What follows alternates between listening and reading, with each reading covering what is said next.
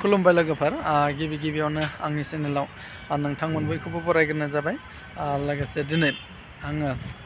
जोंहा सनितपुर जिल्ला दुलाराय बाथौ गौथुमा मोनफ्रोमबो आनसलिका आरोना सनितपुर जिल्लानि सिङाव थानाय आनसलिका माने जोंनि दुलाराय बाथौ गौथुम गुवाहाटीनि जि बाथौफुरि बेयाव आर'जनि हाबाफारि दङ दा बेयाव बाहागो लाफैनांगौ हिसाबै आंबो माने फैबाय आरोना दा माबायदि जायगाया बेखौ नोंथांमोना फारि नायलांदों आंजों लोगोसे दासो बानायगासिनो नै लोगोफोर फुरानाय बे दा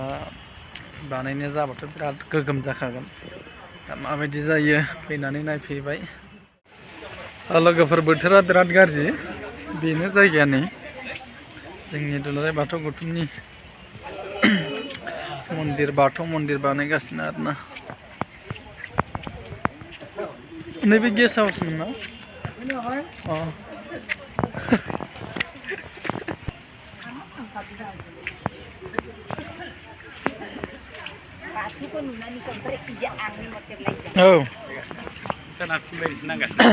औ लोगोफोर नै जोंना गोदाना बेयावनो जागोन आरोना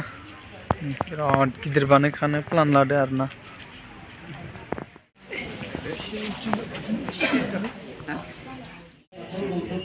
दैदेनगिरि सारखौ जोङो मोननो हादों दा बे समाव जोङो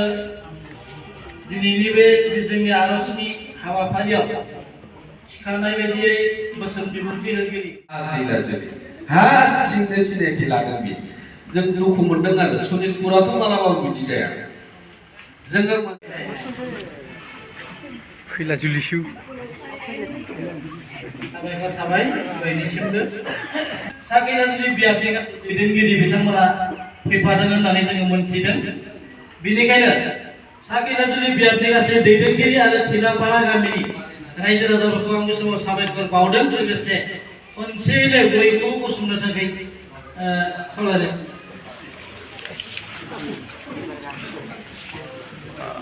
साबायखर थाबाय साखिनाजुलि बियाबनि गासै दैदेनगिरि आरो साखिनाजुलि बियाबनि सिङाव थानाय थिलापारा गामिनिसिम रोजा रोजा साबायखर जासिहरबाय बे समाव सफैबावनो हादों राङापारा बियाब दुलाराय बाथौ गौथुम बिथांमोननिफ्रायबो आल्ट्रा बास गंसे लानानै फैदों खमसे खम 50 जन दा 50 जन गासै बाथौ सिबियारि रायजो राजाफोरखौ खनसेनो गसंनानै दाना खावलायबाय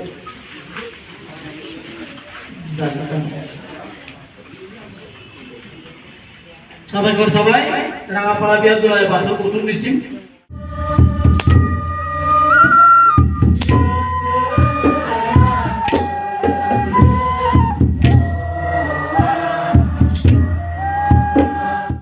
नैबे बानायजेननाय गेट लोगोफोरनि बानायजेननाय दरखं मोखांनि फट' साफायजादों मालाय जोंना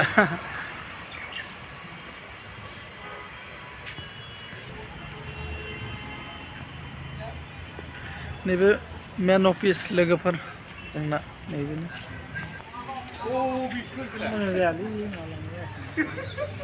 बायदि मोनदों गुवाहाटीयाव फैना बिराद मोजां मोनदों ना जायगाखौ नुफेराखैमोन देग्लाय एबार नुबाय आरो आच्छा फार्स्ट टाइम ना थिग दङ बोथोरा जोबोद गाज्रि लोगोफोर मोजां जानायमोनब्ला बोथोरा एसे समायना नुबावगौमोन आरोना जायगाखौ दा नै बिथिं बानायगासिनो गोदानखौ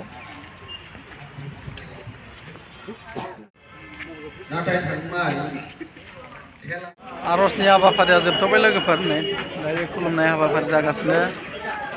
दामफोर साफाथि जाथ'बाय दायो साहा लोंसै आरोना लोगोफोर जोब्बाय आरोना दायो न' फारसे आगान सुरलांसै बोथोराबो दासो एसे जोरांदों थाबोबाय जोंना सिबिसालिया नै एकदमबारे दा गोदान लुबासो बिराद मोजां नुसिनो आरोना बे जाजोब्बासो मेनलि अफिसा नैबे जोंना थांनो ओंखारजोब्बाय लोगोफोर नै बासआ गंब्रै गंबा 6 खान 7 खानसो बास दङ आरोना जोंना नैबे गारि फिसाया थांनोसै आरोना दायो थांनो ओंखारबाय लोगोफोर नैबे जोंहा सेन्ट्रेलनि जि बाथौ मन्दिर बे गुवाहाटीनि बाथौ मन्दिरनि खाथियावनो दङ जोंहा बाथौफुरि बर' जौसिन फरायसालि आरोना हायार सेकेन्डारि फरायसालि दङ बाथौफुरि बर' हायार सेकेन्डारि दा बेयाव जायफोर बिथांमोना गाव गावनि फिसाफोरखौ फोरोंफैनो गोसो फोरोंफैनो हागोन आरोना बिदिनो फरायनायजों लोगोसे बिदिनो बाथौ धोरोमनि गियान बोसोन आयदाफोरखौ माने बे फरायसालियाव फरायबा मोनगोन आरोना दा जायफोर बिथांमोना फरायफैनो गोसो खबर लानो हागोन आरोना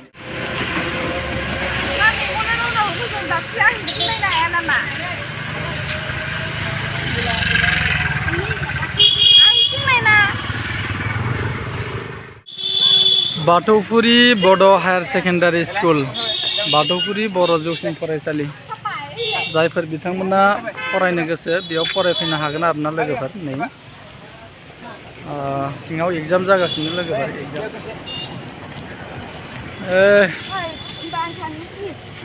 जोंना फिसाफ्रा केमेरा साफायजागासिनो नै आयदै लोगोफोर गारि गाखो आदा मरा मोनगुलायबाय एकदम दाबो मोनहैया दासो गेजेर नांगासिनो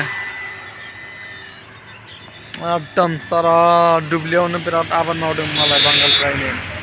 सेस दुब्लि फोथार मानि जुखाम आबाद माइ आबाद गोजा आरोना